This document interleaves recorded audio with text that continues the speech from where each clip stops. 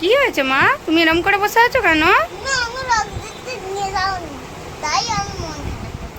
আমি তো বললাম রথ দেখতে নিয়ে যাব। আমি তো বললাম তোমাকে রথ দেখতে, তুমি পড়া আজকে পড়া করনি, ওই জন্যই তোমাকে আমি বলেছি রথ দেখতে নিয়ে যাবো নি। তুমি কেন পড়া করনি আজকে?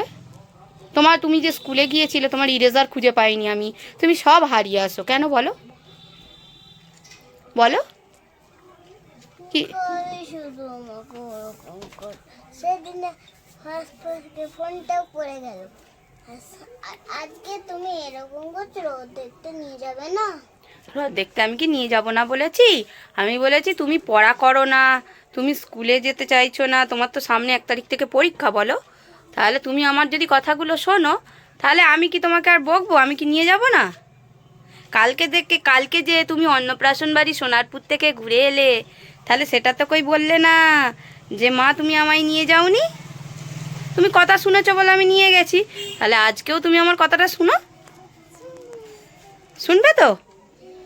হ্যাঁ, তাহলে তোমার ইরেজার আর হারাবে না তো? বলো, হারাবে না তো?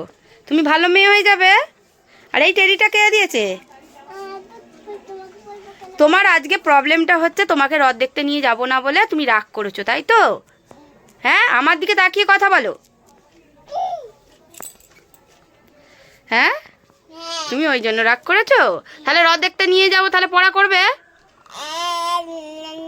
ঠিক করে বলো, করবে তো? তাহলে করবে তো? আচ্ছা ঠিক আছে, তাহলে তুমি ভালো মেয়ে হবে, ভালো মেয়ে হবে তো? আমি এবারে বকবো আবার, সেই কথা শুনছুনি।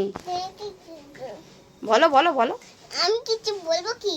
তুমি বলো না, তুমি এবার থেকে কথা শুনবে তো? হ্যাঁ, তাহলে আজকে রথ দেখতে যাবে তো? ওঠো। দেখতে যাবো, তুমি নিয়ে যাবে তো? আমি নিয়ে যাব। হ্যাঁ। কিন্তু বাবাকে নিয়ে যেতে বলে। কি? বাবাকে নিয়ে যেতে বলে, তোমাকে বলিনি তো। বাবাকে বলছো, আমাকে বলনি? তাহলে বাবা নিয়ে গেলে আমি আর কোথাও নিয়ে যাব না তো? তুমি তো নিয়ে যাও, তুই যে